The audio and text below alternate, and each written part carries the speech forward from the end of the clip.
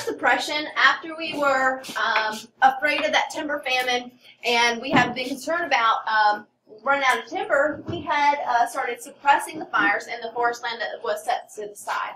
And that was to keep the trees that we hadn't cut down, keep them alive and healthy, and that's what they thought was a good idea. But then it was also to kind of combat public misunderstanding. People thought fires were bad, fires were destructive, so let's not have fires. And then Smoky Bear didn't really help that much either. So grasslands and pine woodlands also burn frequently. Areas like Chaparral also depend on fire. So it's not just forests that need fire, but it's also other biomes as well. But regardless, it was suppressed.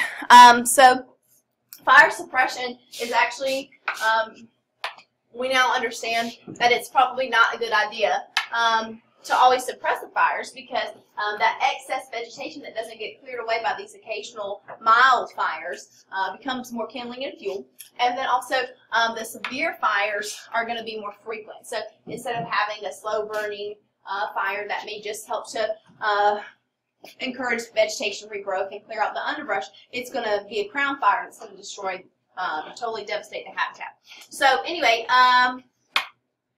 because that there is more residential development near places that have had fire suppression, that brings your property into more kind of danger. So people want to suppress the fires even more because the fire's already been suppressed. If there is a fire, it'll probably burn your house down. So that's a problem along that interface, along that boundary there. A way to make wildfires less catastrophic when they do occur is to do controlled or prescribed burns. And I had showed you a video of this on that hunting land where they were trying to just kind of burn out the underbrush and encourage vegetation regrowth. But it does clear away the fuel loads. It nourishes the soil because the nutrients from the vegetation that's burned returns it. They're time intensive, and people, like I said, they don't understand fire and think it's bad. You probably thought fire was bad before you started this class. Yes. So anyway, people will combat it because they're not fully aware of all parts of the situation. This is on the test, pretty important. And so this was something done by George Bush. And what it was, the Healthy Forest Restoration Act, it encouraged salvage logging. And so salvage logging is where small trees, underbrush, and dead trees are removed after a disturbance. But at the beginning of the PowerPoint yesterday, I stopped and I highlighted a snag for you, and I highlighted a dead tree. And those snags and fallen logs, they're very important places of habitat, because they're going to have more insects in them decomposing them. Then also they're going to have lots of little nooks and crannies and holes in them that are valuable nesting sites. So those are important pieces of the ecosystem. And so if they're removed after disturbance, also it's going to increase erosion and soil damage because they still may have some plant roots intact even though the tree's dead or burned. So salvage logging, probably not a good idea. You need to let this stuff just decompose as they would naturally. If we look at here, the millions of acres of burnt area, you can see that has increased since 1985 to 2013-14. That's when the graph was kind of stopped there. And then, here you can see that urban forest interface where you do have fire with the damaging property. The reason that fires are getting more severe and they're more frequent is because of fire suppression, but also because climate change. So right now California is going through a huge drought. If we get done in time, remind me and I'll pull up the video showing you how they have such a water shortage in California because of the drought. They had to put these little plastic black balls inside of the reservoir to keep the water from evaporating. That's pretty cool. They put like 17 million little, did you see that? Who hasn't seen that? Okay, so we'll look that up if we get done. That's pretty, that's interesting. How do we have the money for plastic balls in the reservoir, but we don't have money or water, right? So how much water went into making those little plastic things? Crazy talk. Anyway, so deep thought. Climate models predict this to continue. And so what's happening, climate change doesn't always mean it's hotter. It doesn't always mean it's drier, but it means it's different. And so some places may not get any warmer. But basically you'll have these areas where maybe it was already dry. It turns out with climate change, areas that are already dry and marginal as far as soil and precipitation, they get drier. So dry areas get drier typically. And so that makes forest fires be a bigger problem. Anyway, with climate change, you also have increased pest outbreaks. And the reason for that is cold winter will help to kill some of the insects off because they die in the cold temperatures. But if you don't have a cold winter, then they don't die. So there's dead trees. If you have dead trees from disease, they're not going to sequester carbon anymore because they can't do photosynthesis. Without enough precipitation, we talked about this, you can't have trees without rain. So if you have a drier area, you're not going to be able to support trees, so it's going to maybe be a grassland or a shrubland or a chaparral. So the biome changes. So just not even trees die and you have fires, but you may have a different biome because you have a different temperature profile. So here we see that these are mountain pine beetles, and in warmer climate they don't die often. So the red trees, they're not changing colors. Those are coniferous trees or evergreens. They're not like turning for October. They're dying. So anyway, we also see that with warmer winters and summers, they have more fires in the west. So pests are worse and fires are worse. So we talked about the eco-label in the back of your textbook yesterday. And we also talked about total forest area has increased. We're planting trees for the ones we cut down. That's not the case in developing countries, but it's the case in the United States. To get that FSC certification, the Forest Stewardship Council certification, it has to be done sustainably, but also people, like indigenous people, their rights have to be respected. And then also they have to have a management plan, and then they have to come up with the restoration plan. So good stuff. Parks are about 12.7% of the land areas. So that's pretty cool. I like that. People like parks, and they're going to try to preserve areas for a couple different reasons. People like big, cool stuff.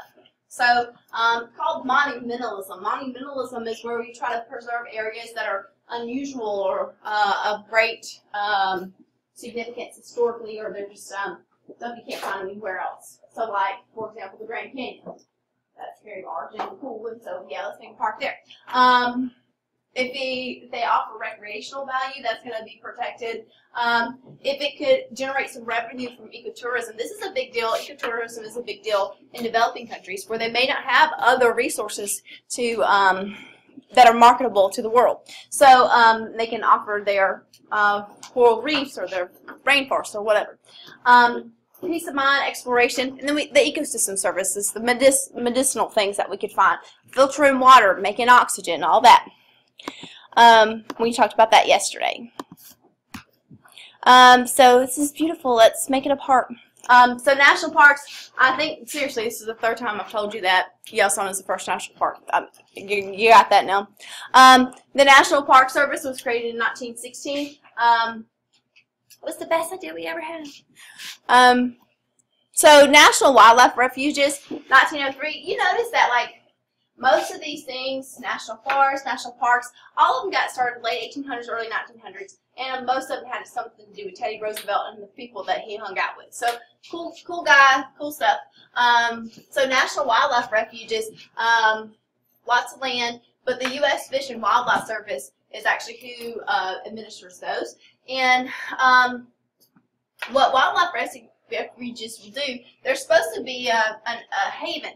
And so people don't get this, but a lot of hunter groups actually have made the biggest strides in habitat preservation and conservation, really, because places like wetlands and marshes, Ducks Unlimited have done more to preserve and restore those habitats than pretty much anybody else. And the reason for that is they're really the only people that have a vested interest in keeping that habitat there so that they can shoot the ducks.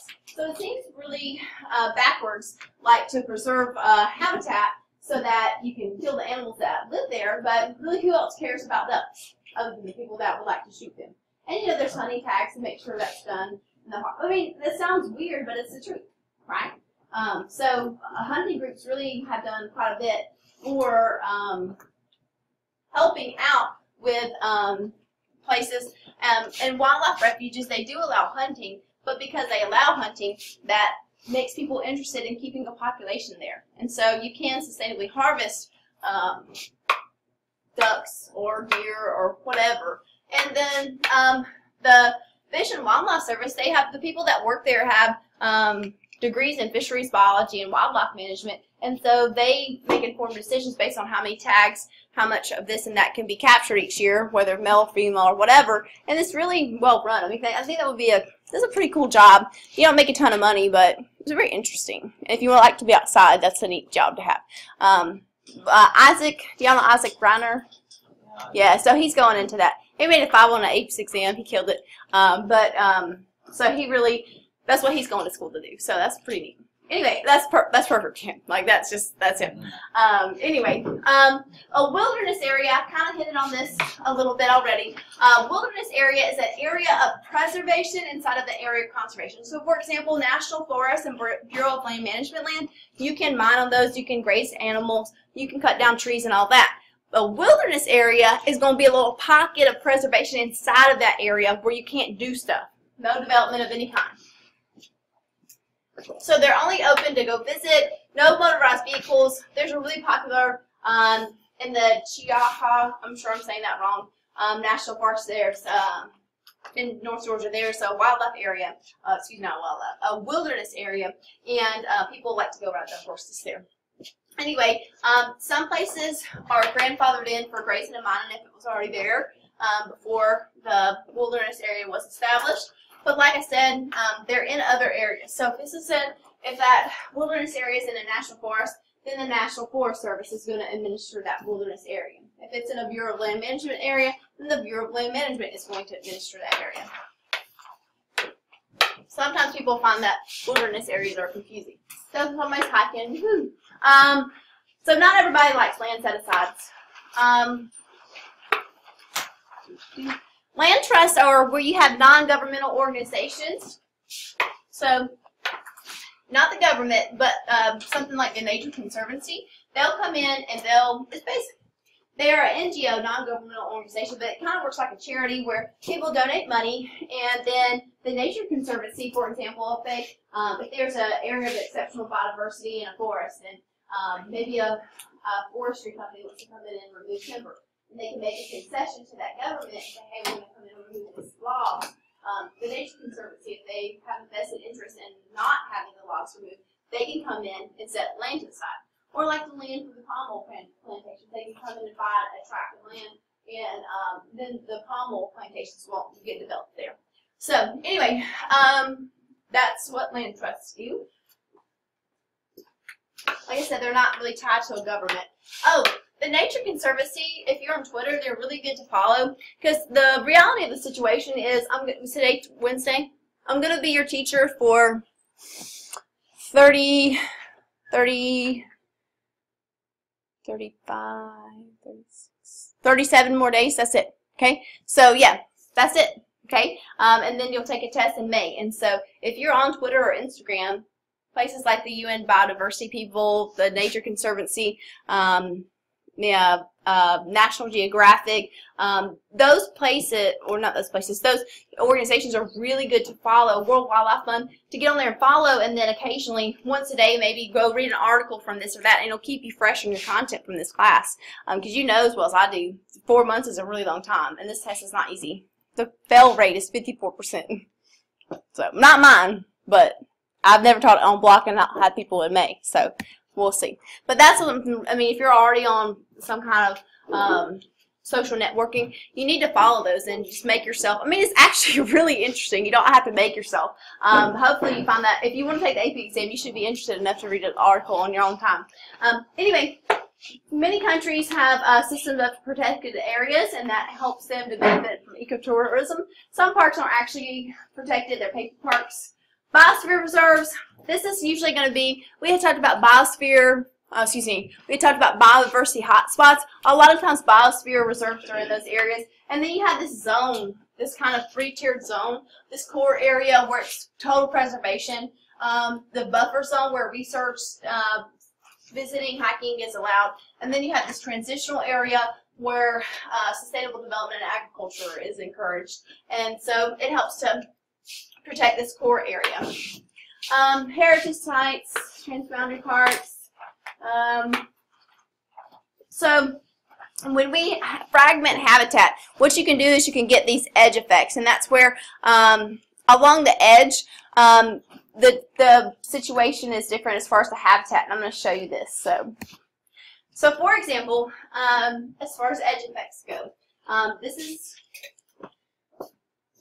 is a wooded area that's been fragmented for logging, and so you get these little patches. Remember patches? And if I want to draw a line from one to another, right, that's a corridor.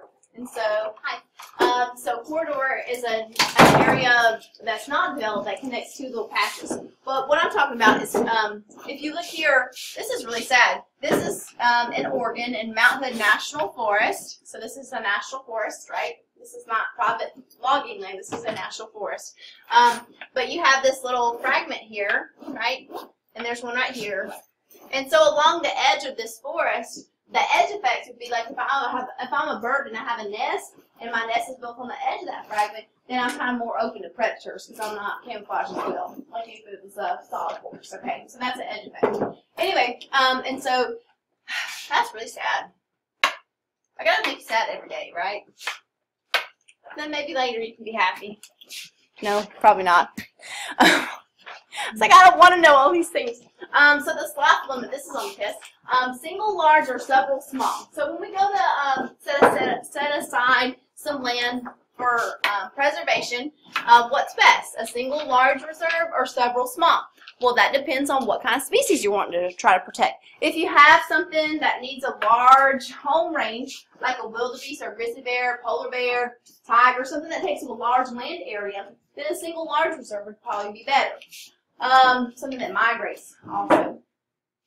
Birds and stuff that kind of cross the hemisphere. Well, sorry for them. But anyway, if you have something like an insect or a frog, something small, amphibians, they're very vulnerable to extinction because they absorb all the pollutants through their skin. Poor frogs. Sorry. Anyway, so several larger, a single large or several small is kind of the dilemma. A corridor, I just showed you that just in case you didn't get it. They enable genes to flow from one patch or fragment to another. We had talked about that already, but you know, why not? Climate change. Think about climate change. If we take and we look at an area and it's a park right now, well, if it's a forest and drought-stricken conditions ensue for many years, it won't be a forest anymore. And if I have it protected and forest type animals live there and they have to move to the trees where the trees are, that park isn't going to be protecting what I meant to protect. Okay, so if the climate changes and the climate gets warmer, the species are going to shift northward toward colder weather, or up a mountain toward colder weather, and they may go outside the park boundaries. And so that's the thing with climate change, and we haven't even really talked about climate change yet. It's its own thing, and we'll get to that later. We made it, yay. All right, so let's take a look at this. Erosion prevention, decreased flooding, and storing carbon and whatnot. They're all ecosystem services, which the following is not a result of deforestation.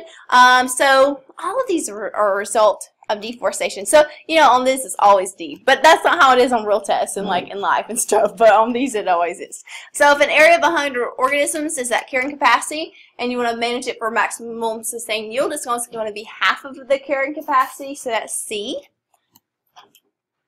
Tree harvesting by shelter wood cutting, that's where you're going to cut most of the trees, but you're going to leave some behind to produce seed, so that's going to be B. People create parks and reserves for many reasons, which is not a reason to protect land. You probably don't want to maximize profit for the federal government. Federal government, they don't really profit anything. They're kind of in the hole. They don't do that great, but that doesn't even make sense. Which agency manages federally protected land? All of them. It just depends on what kind of land you're looking at, right? So, which areas are off limits to all development? So wilderness areas, and also national parks have. I like these two. I mean, if I had to pick one, I would pick C, but you really can't develop in a national park either. They will have, national parks will allow motorized vehicles and things like that, so fair enough. But wilderness areas is the right answer. I thought national forests were the ones that use. They're like off on the National forests they were made in case we had a timber famine, and they totally allow you to like log, mine, graze. I'm absolutely sure. You're thinking of national park. Yeah. So national park is off limits. National forest and Bureau of Land Management land, they're the same as far as what they allow for the most part. They both allow animal grazing, mining, petroleum stuff, fracking. Bureau of Land Management land is ate up and fracking stuff. I don't know if you knew that, but yay. So yeah, that's biosphere reserves. Those are areas with exceptional biodiversity, so that's B. Which type of land ownership has the largest ratio of growth to removal? So ratio is just where you take two numbers and you make a fraction. So if you look at national forest, my fraction is going to be like 4.5 to 0.5. So the ratio there is like 9 to 1. Did you hang with me on the math there? 4.5 divided by half. How many times will 50 cents go into $4.50? 9. Okay. Yeah, math is fun. But this guy here, you got like 4 and 1, so 4 to 1, yeah. And then this is like 20 to 15, so that's going to be what? 4 to 3. So this is definitely the winner. So to make ratios, you make fractions, you divide. So this one. What does this graph say about the incidence of large fires? Well, they have increased recently. And we talked about that during the PowerPoint. So B. Yay! This one is really short and to the point. I am going to stop and show you a video of Atlantic Station. Who's been to Atlantic Station again? A couple of you guys? Well, you're all about to go. Oh, I want to show you a squirrel bridge. Have you seen a squirrel? I want to show you a squirrel bridge.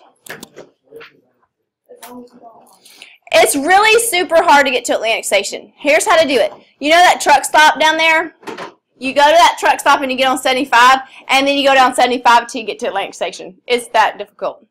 Atlantic Station's off the side of 75. Where 75 and 85 merge, right there at Georgia Tech. So you can get there probably like 40 minutes, maybe 35 minutes. You should totally go, like, unless you're scared to get on the interstate, because that's the thing.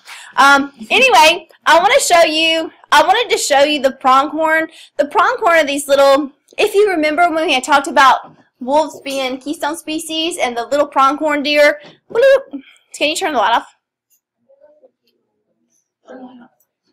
You're the light guy.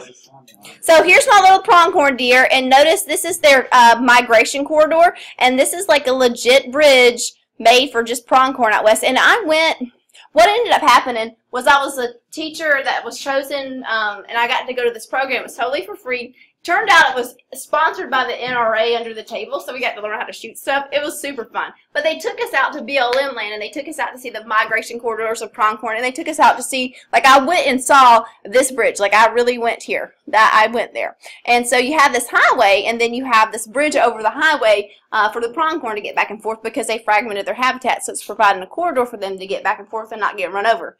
I think there was a picture of, like, getting, yeah. So that instead of this, then you have a bridge. This is in North America? This is like out west. This was in, I guess I was in Wyoming. Yes. So what they did when they went to build this bridge was they found, like, there is like a trail where they migrate, and you could totally tell, right? You could totally tell they went this way. And so they built the bridge there. So it was pretty recent kind of thing, but this is very popular. See there, yeah, I went there, and this we walked across, and then you could see this, and they go under that bridge. So there's the road, and they go under it. So anyway, pretty cool. Pronghorns are cute. See, hi, they're super cute. Oh, and there's a bunch of them going over the bridge. Image. I don't think it's really. Is it fake? Okay, sorry. I'll try again. Okay, that's the same one. Oh, there's a good picture. There's a big one to shoot. Sorry. Don't shoot it. I've never even seen this animal before. You've never seen a pronghorn. So this is the little tiny deer that live in Yellowstone that the coyotes would take their babies and eat them. Do you remember that? And then the wolves keep the coyotes in check now. We have learned like so much stuff. They're beautiful. Okay, is that enough pronghorns for you? There's another one, another little bridge. I don't know what that. Oh, that's a good. What is my problem? Where'd it go? Come here. There's a really good picture. Come here. There it is. So habitat fragmentation. Yeah. That's a good looking view image. I hope this isn't made up. Yeah, it's like dirt and stuff. Yeah. It's not just paved, like it's supposed to feel like the real stuff to them. This is an illustration, but I went there and it really looked, you know, similar. It wasn't just like concrete. It was like dirt. And so they would rather stay on their dirt and their vegetation than cross the highway anyway. So anyway, it works out. Yay! Okay, there's that. Let's talk a little bit about cities, and then I'm going to go show you the video of Atlantic Station. Okay? City stuff, green buildings. This is Portland in Oregon, and they have what's called the urban growth boundary. And what they had done, basically, Portland had this problem with sprawl where the city kept getting bigger, and so they put a circle around the city, and then they said, you know, you can't go beyond this circle. Like, you have to stay on this urban growth boundary.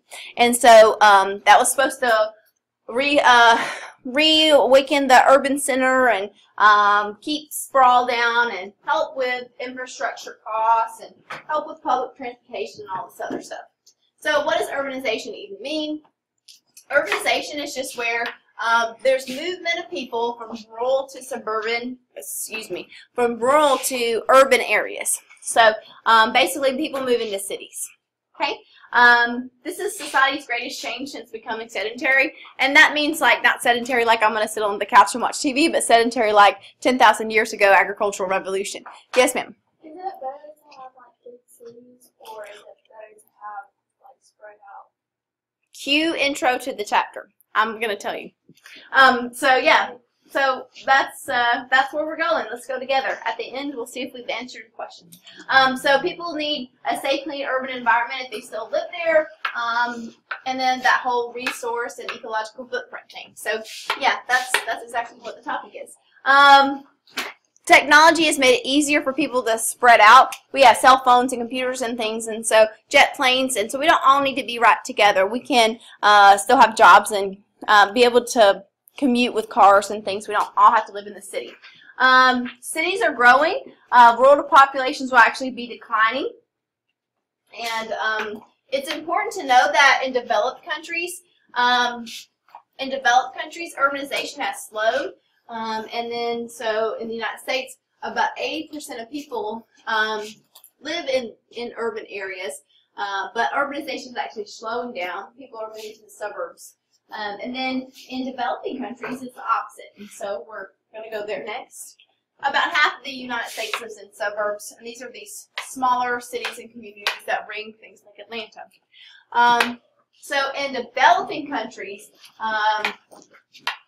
cities are growing very rapidly. So the fastest growth in cities today is in these developing countries. People are searching for jobs. They're fleeing areas of ecological damage and overcrowding, places of poverty and war. There are 20 megacities with over 10 million people. That's a lot of people. Have a list on the next slide. So it's pretty important that you know that cities in developing countries are growing. Cities in the developed world aren't really growing as quickly, or they're not growing at all. So if you're playing trivia and crack, the most populous city in the world is Tokyo. The largest city as far as land area goes is Mexico City. So interesting stuff. They're all pretty much up there. But 37 million people live in Tokyo. That's crazy. And they're all stacked up on top of each other because, like, California and Japan are pretty much the same size. Yeah, crazy talk. They got it all figured out. They're making our cars. It's fine. So why do people live in cities, or why are cities where they're located? We kind of hit on this already, but people are going to live in places that have a reasonable climate, good topography. So, you know, people aren't going to all live on top of the steepest mountain ever. I mean, some cities are in mountains, don't get me wrong, but most of them aren't. And so there has to be corridors for trade, whether that be rivers or highways or whatnot. So most cities are located along trading networks, whether that be the Mississippi River or an interstate or whatever. So resources are able to thrive today in resource poor areas because we have fossil fuels to get us there, and water can be brought in from a great distance. Cities in the southern United States and the western United States have grown the quickest because they have good climates, nice and warm. People get tired of snow and snow shovels. But then also property values are a lot less. If your house costs $150,000 here and it's just your normal 3-bedroom, 2-bath house, like if you go to Boston and try to buy that house, it's going to be $400,000 or $500,000. Same thing in California. And so people moved here because they could get more for their money. We had a lady that worked here, her name was Miss Culberson, and she moved here from Boston. And she ended up buying a big old fancy house in, what is that subdivision that's near here that's really expensive? Yeah, she bought a house there, and like super fancy house, but she had like a totally just normal people house in Boston. And when she sold it, she was able to buy like the nicest house in Cartersville, or one of the nicest houses, just because property values are lower. Yes, ma'am. Oh yeah, like okay, for example, if I was a teacher, yes, like if you were a public worker, a teacher, yes, you make more. Yes, absolutely. Sure. But, you know, you're going to pay higher taxes. Everything costs more, but you do make more. Sure. So there's that side. St. Louis and Fort Worth, you can see that they're both along trade networks, whether it be a interstate coming together or interstates coming together or a river. So people have moved to the suburbs. What ended up happening with the suburbs in the United States is that when in the like 1950s, we started having a lot of trade and immigration to the city, increased urbanization, and so what ended up happening was the cities became crowded, there was more poverty, more crime, and so affluent people, the people with the money, actually left the city, and it was called like the Great White Flight. Have you heard of that? Yep. Yeah. My dad. Oh, From okay. Detroit. Yeah, okay. So people left the cities that could, and suburbs kind of, after World War II, suburbs helped to fulfill the American dream of having this, you know, house, picket fence, all that. It's cheaper, and you know, cheaper real estate, better schools, less crime.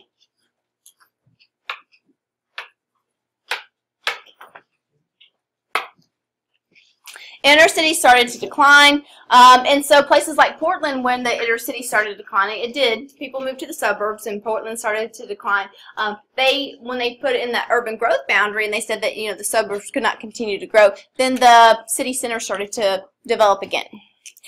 So this kind of shows that. Here you can see that 1950s and 60s, people moved to the suburbs. Okay, and then when the urban growth boundary was adopted in 1980. The revitalization of the city center started. So you had, you know, when we watched the movie about the apartment building getting built, the Green of Southie, that McCowan building, like, I know that was just, it was funny and I enjoyed the movie, but it has so much good content in it because they developed that on a brownfield, which was an abandoned parking lot where something had been there before. And so that similar kind of thing happened in Portland, where you had these sites that were okay, but they were a little more complicated to develop than just virgin land that had never been, you know, developed. And so people will do the easier thing, and they did that. So when you forbid that, though, and you say you have to build inside the city that's already here, people will have no other choice, and then it was revitalized, and people stopped sprawling out. So anyway, people moved. When you have people move into the suburbs, when they have that choice, like in Atlanta, we have no restrictions really on development. I mean, there's zoning, and you have to get approved to build a subdivision, but obviously it's not super hard, right? So these bedroom communities where people were able to get on a highway and go to work, and they had their own little subdivision like we have. Abundant cheap oil made that really possible, and then also we were super impressed by Hitler's Autobahn, right? After World War II, all this stuff happened after World War II, but we were really impressed by how easily he could get supplies back and forth. And so our interstate system was born from going to Europe and seeing how they had done it in Germany. And so we kind of stole their idea. And so that's where was it Eisenhower that did the highway system? Yeah. Yeah. Y'all see, y'all must pay attention in your, are y'all all in like AP history, and or you just pay attention? Y'all seem like y'all know more stuff when I'm talking than classes in the past. So that's great. Good job. Anyway, so we also have jets and cell phones, and we can travel easier, so we don't all have to live in the city. Sprawl. So sprawl has a couple different definitions. I'm going to show those to you. The first one is, first of all, it's low density development outward from a city center. Low density. So that means that lots of stuff can be there, but it's not crowded all together, right? It's really spread out. Some people see it as ugly. Some people see it as a way to get your privacy and make your own decisions. Urban and suburban areas grow in population, but they also grow spatially, so they grow in land area. That's a lot. 2,700 hectares a day. Houses and roads in place. And so this next picture here is actually of Las Vegas, and you can see the sprawl of Las Vegas from 1984 to 2009. Yeah, so Las Vegas had a huge boom. The schools in Nevada are actually super awesome. They have tons of bang at schools, great schools. And they have great schools because prostitution and gambling are illegal, and so they have a lot of tax revenue. Anyway, because they're great schools, they had the development was really, really, really fast.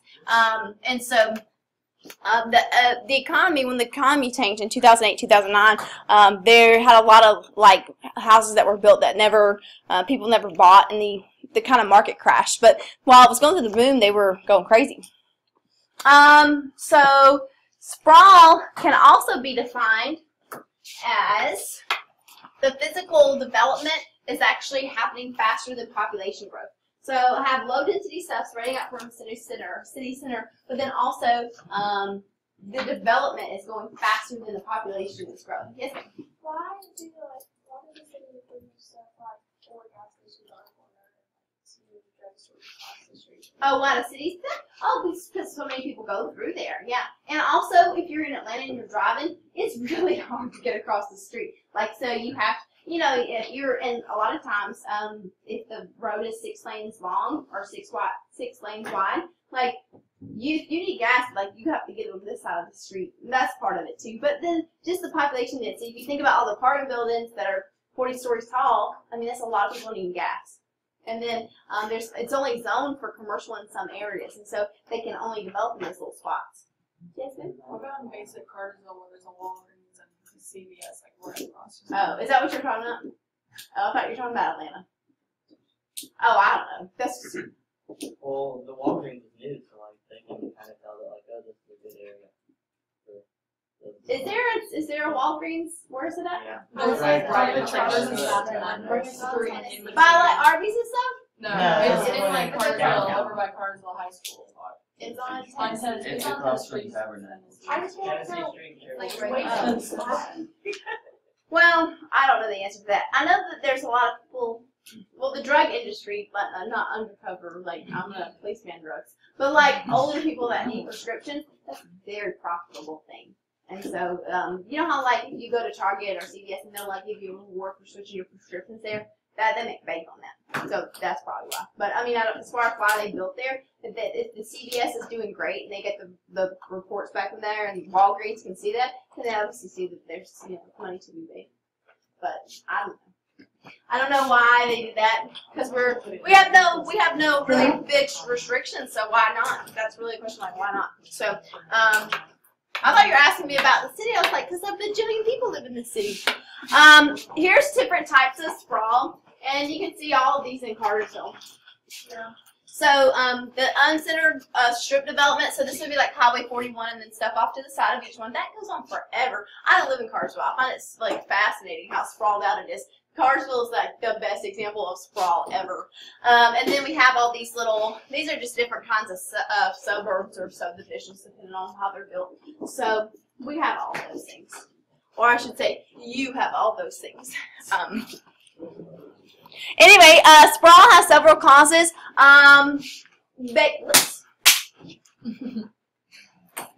Okay, sprawl has several causes.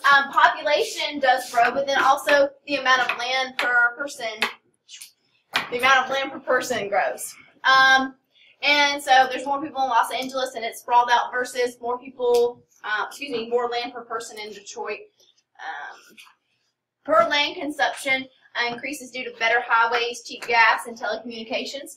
When gas is cheap, you have really no reason to try to live in the city. You know, if gas was $10 a gallon, people would be moving to the city pretty quick.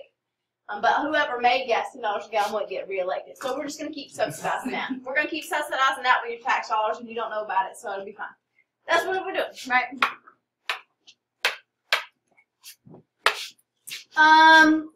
Sprawl makes traffic jams. It's loses habitat. Okay, yeah. So what ends up happening? Let's go through those. People are going to have to drive a car. If you live in Cartersville, unless you live right by the Ingalls and you don't want to go anywhere ever, like, you have to have a car, okay? So you are pressured to have a car and you have to drive great distances. There's lack of mass transit options. If we wanted to have a mass transportation network in Cartersville, that's not even feasible, because everybody's so spread out. The infrastructure, if you want to have a little train or something like that's not ever going to happen, because there's not that many people for the amount of space that we have. So the money for doing that would be just astronomical. Also, if you want to have a little bus service. There is a little bus service, isn't there? In Cartersville? Yeah, the bus service. I've never seen It takes about 4 days to drive around Cartersville, so it comes around like about as frequently as the ice cream man. Is that what it is? Okay. Do they play a bell to let you know they're coming down your road, or? Oh, that's a certain. Like once a month. Well, there are some things where older people get picked up and taken. That sounds I've shady. seen like Cartersville, but not like. We don't even have Uber. Okay, we'll Google it. When we get done, we're gonna look up the water thing, and we'll look up mass transit in Cartersville. You are more likely to die in a rural area or suburb sort of area from a traffic accident because of the increased network of roads. And then people are more dependent on petroleum because you're driving. Also, there's lots of air pollutants, and we're going to go into each and every one of these and how they're made later. I don't say air pollution. I hate that. Don't say the word pollution. It's a bad word. Okay, so and then you have water contamination from road salt and motor oil. So if road salt washes into a local water body, the salinity level of the water can be above the range of tolerance for aquatic organisms. That sounds legit, right? Instead of all the fish are going to die. Okay. Don't say that stuff. If you're going to say it's pollution and everything's going to die, then you don't get to take the AP exam. Health effects of sprawl. Because you're going to be more physically inactive because you're driving, you have an increased risk of obesity and high blood pressure. Land use, you're going to have less land available for forests, for farmland, and all the ecosystem services that go with it. Don't say stuff like this. Children lose access to nature experiences. That's true, I guess, but it's in that little category with like what was that? I was just talking about pollution and all the animal stuff. Economics. Sprawl is very expensive, and the reason sprawl is really expensive is because you have to have more infrastructure. You have to have more roads. You have to have more fire departments. You have to have more schools. You have to have more power lines, water lines, sewer lines. All that stuff costs a lot of money, and the taxpayers, and you as a resident of Cartersville, you end up subsidizing the development of that Walgreens because your tax dollars go into paying for that, for the infrastructure. So pretty interesting and also kind of depressing.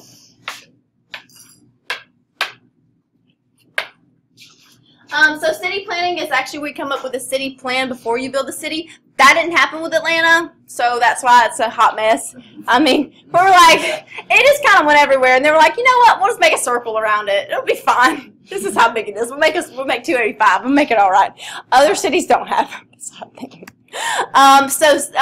Washington, D.C. had a pretty legit city plan, and if you go to Washington, D.C. and you use the public transportation, it is great. I mean, you can really get around, and it's easy to follow. Atlanta is, like, you kind of feel like you're going to die, and then also it's super inefficient and hard to get around.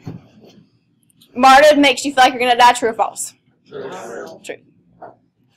You don't feel like it? If you've never been, why don't you take MARTA to Atlantic Station? I don't think you actually can do that. You'd have to go to somewhere that has MARTA and then like maybe try to get there. It'd be so much easier just to go down 75. See, that's the sad part. Regional planning is like city planning but on a larger level. Zoning, oh, this is important.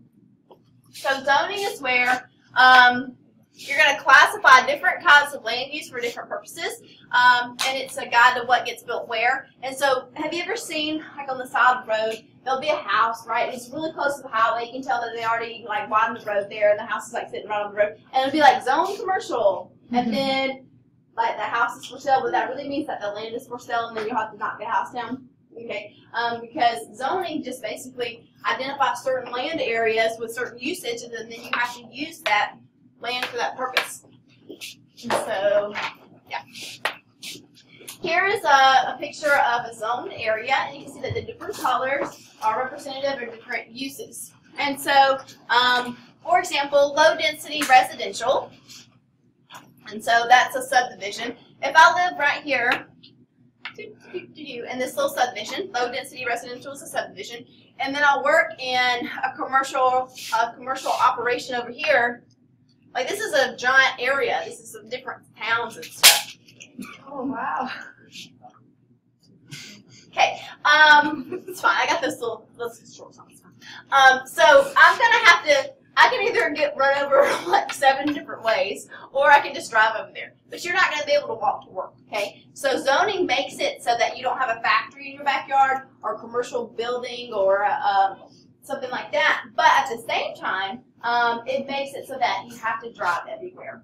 So it gets rid of a lot of those NIMBY things where we don't want things in our backyard. But at the same time, like I said, you kind of got to drive. Urban growth boundary, that's that line on that map that separates areas that can be developed from those that are, supposed to remain rural. It's supposed to prevent sprawl, preserve farmland, and concentrate development. The Oregon urban growth boundary was the first large-scale attempt to limit it. Other cities are trying it, like Boulder, Colorado, and several California places. But here is a map of the Pacific Northwest, and so they were afraid that this megalopolis, I think that's a real word, I'm pretty sure, but this giant city all the way from Seattle down to Eugene, Oregon would happen. And so here's actually the city limits of Portland, this dark gray, and then the urban growth boundary is this light gray. And so any kind of development has to happen in that light gray area, which sounds good in principle, but this sucker has been expanded 36 times. 36 times! And you can imagine that was done through pressure from developers, land developers, because if they could get a little piece of that pie, even though it's like limited in size, they could really ask for quite a bit. It's good because it limits sprawl, and it does all those things, revitalizes the downtown, increases employment, protects farms, forests, industries, reduces infrastructure costs, and excuse me, I know, right? Everybody in the room just yawned. Increases the density of new housing and restricts development outside. So the disadvantages: it costs a lot of money. It costs a lot of money, right? Supply and demand. So when you make something limited, you make a resource limited, then it's going to cost more. And then if the population expands, the urban growth boundary has to expand as well.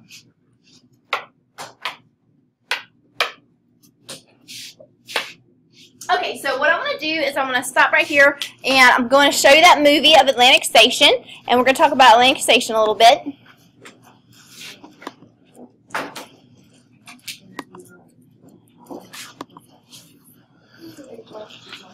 If you haven't ever been, you need to make your mother take you and take like $5 and eat at IKEA. Eat you some meatballs and get you an ice cream cone for $1. Are you ready? I know. Atlantic Station is said to be a city within a city. It is Atlanta's best live, work, play community.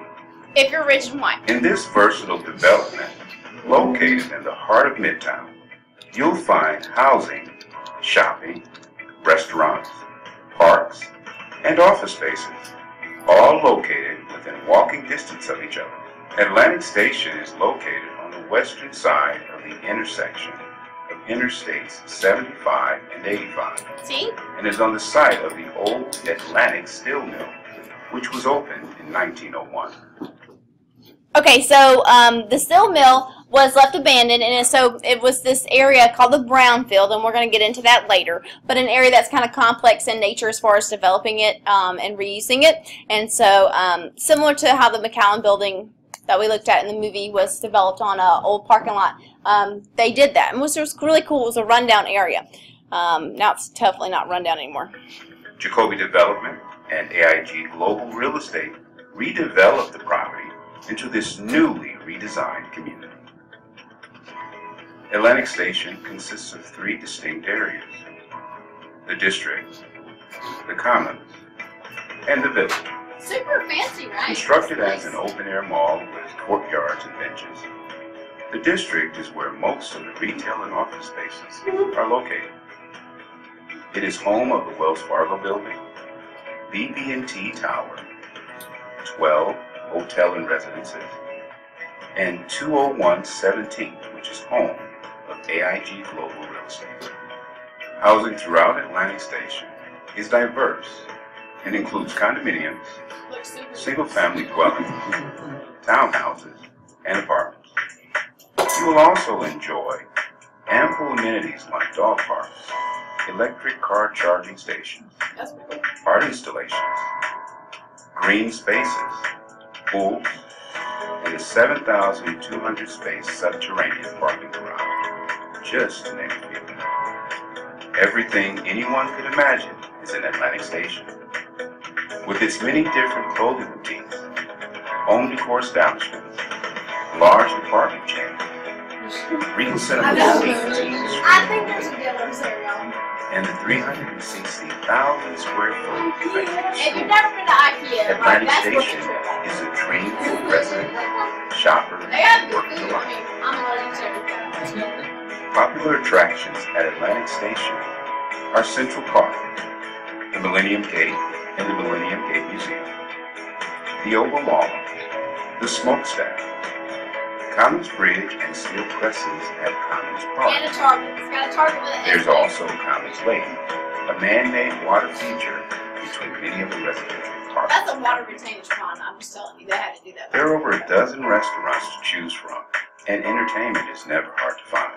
You think they're going to show Atlantic you? Station hosts events throughout the year, ranging from holiday ice skating and visiting with Santa Claus to charity walks and runs.